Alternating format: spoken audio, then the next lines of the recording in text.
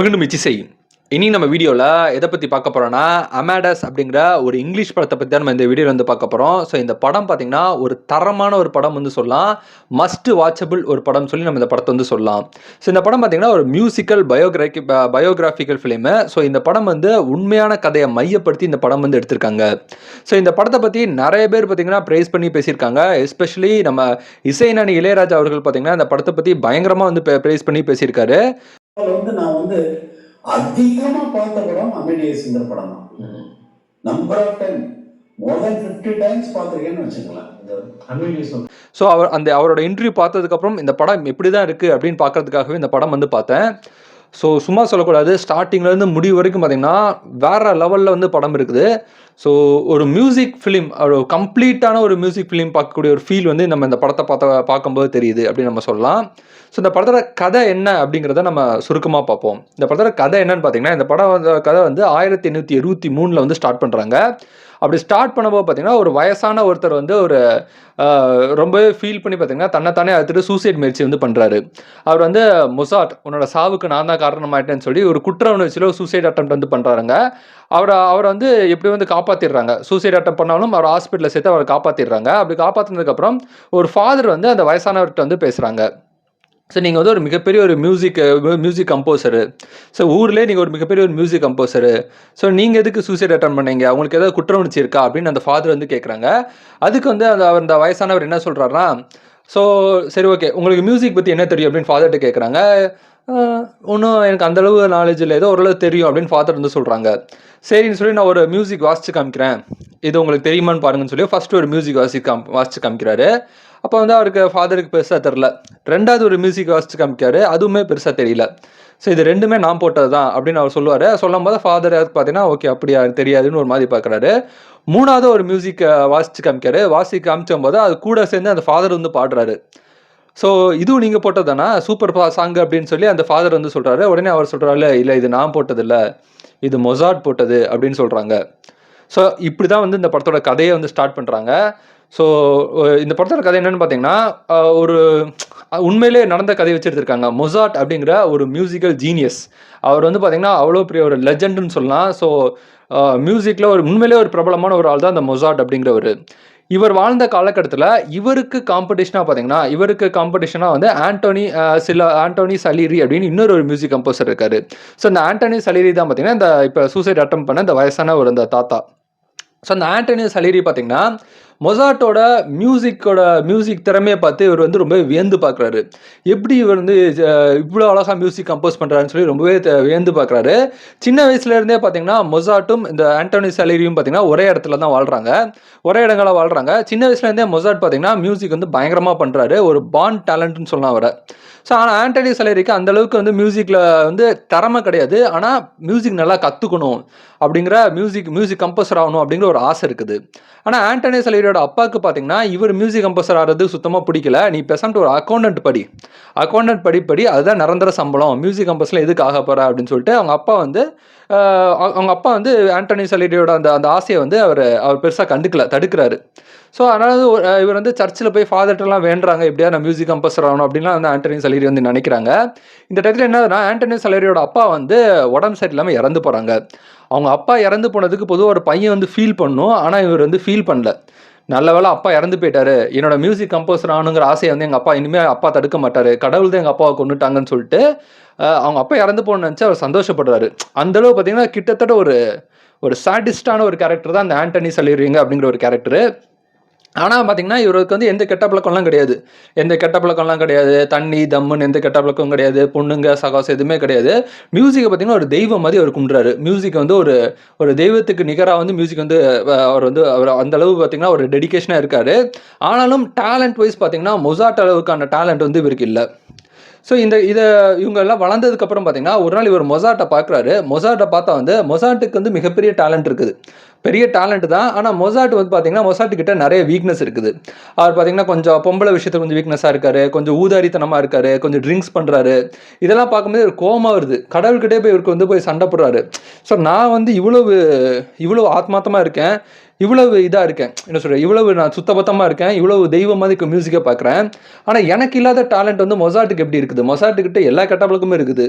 ஆனால் அப்படியே மொசாட்டுக்கு எப்படி இந்த இந்த இது இருக்குது அப்படிங்கிறத ஆண்டோனியோ சலிரியால் ஏற்றுக்க முடியல. அந்த மனசு, அந்த பொறாம புத்திங்கிறதுன்னு சொல்லுவாங்களே, அது ரொம்ப மோசமான புத்தின்னு சொல்லலாம்.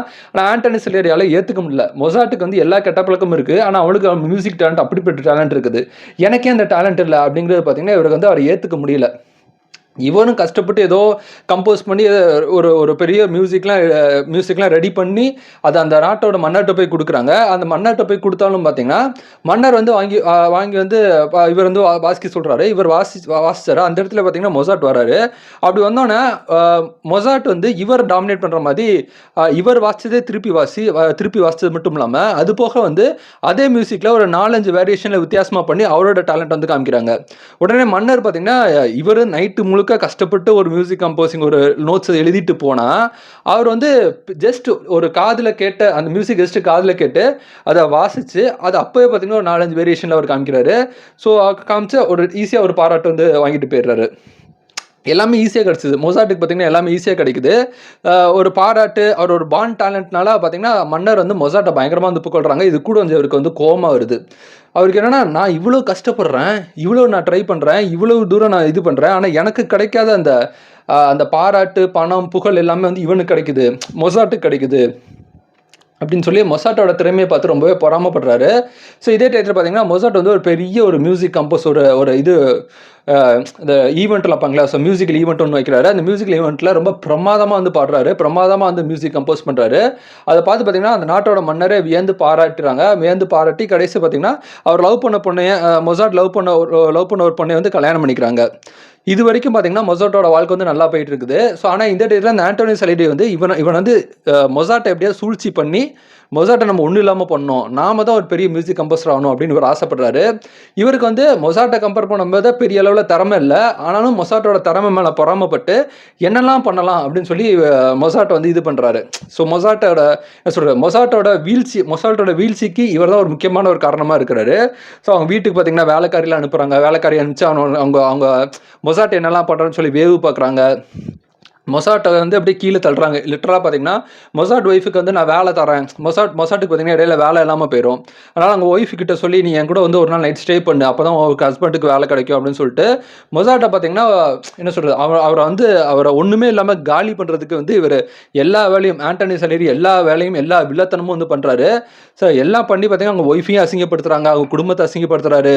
மன்னர்கிட்ட போய் மொசாட்டை பற்றி தப்பாக போட்டு கொடுக்குறாரு. இவர் பார்த்தீங்கன்னா கிட்டத்தட்ட மன்னர்கிட்ட வந்து மொசாட்டை பற்றின எல்லா கெட்ட இம்ப்ரெஷன் எல்லாத்தையும் கிரியேட் பண்ணுறாரு.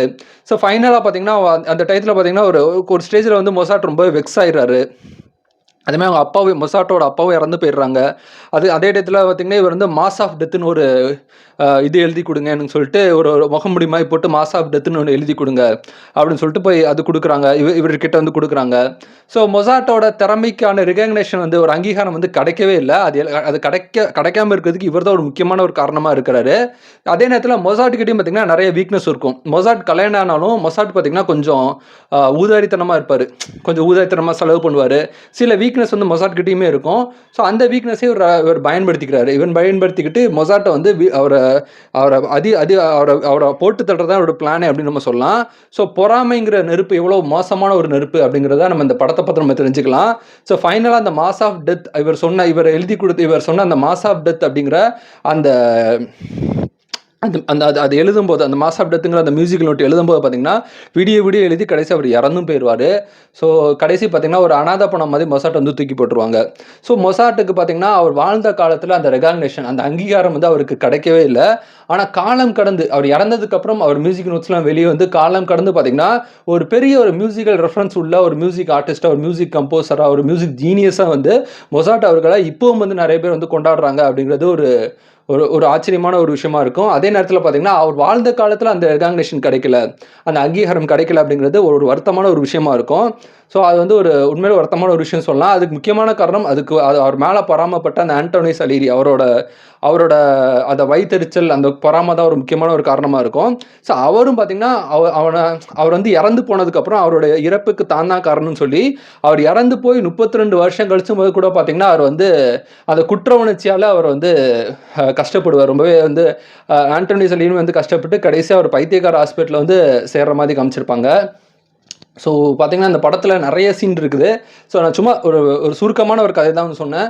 ஆனால் உள்ளுக்குள்ளே நம்ம படத்தை எடுத்து பார்த்தோன்னா அவ்வளோ விஷயங்கள், அவ்வளோ என்ன சொல்கிறது, அந்த 1820s அந்த 23ல் அந்த ட்ரெஸ்லாம் போட்டிருப்பாங்க இல்லையா, அந்த வித்தியாசமான அந்த ட்ரெஸ்ஸிங் சென்ஸ், அந்த காஸ்டியூம் டிசைன்ஸ்லாம் பார்த்தீங்கன்னா ரொம்ப அழகாக இருந்தது. அதுமாதிரி மியூசிக் பார்த்தீங்கன்னா எவ்வளோ பார்த்தீங்கன்னா அந்த காலகட்டத்தில் உள்ள மியூசிக் ரொம்பவே கிளாசிக்கான, அவ்வளோ அழகாக வந்து அந்த மியூசிக்கோட சவுண்டு அதெல்லாம் பார்த்தீங்கன்னா ரொம்ப நல்லா இருந்ததுன்னு சொல்லலாம். ஸோ இந்த படம் வந்து கண்டிப்பாக ஒரு மியூசிக்கை விரும்பக்கூடியவங்க வந்து கண்டிப்பாக அந்த படம் வந்து மஸ்ட்டு பார்க்க வேண்டிய ஒரு முக்கியமான ஒரு படமாக வந்து சொல்லலாம். கிட்டத்தட்ட 8 ஆஸ்கர் வந்து இந்த படத்துக்கு வந்து கொடுத்துருக்காங்க. ஸோ அப்போ பார்த்துக்கோங்க, உலகத்தோட ஒரு தலை சிறந்த படங்கள் லிஸ்ட்டில் எடுத்திங்கன்னா இந்த படம் வந்து ஒரு முக்கியமான ஒரு இடம் வந்து சொல்லலாம். ஸோ இந்த அமேடஸ் படம் பார்க்கலன்னா கண்டிப்பாக பாருங்கள். ஸோ இந்த வீடியோ உங்களுக்கு பிடிச்சா லைக் பண்ணுங்கள், ஷேர் பண்ணுங்கள், முயற்சி செய்கி சப்ஸ்கிரைப் பண்ணுங்கள். தேங்க்யூ.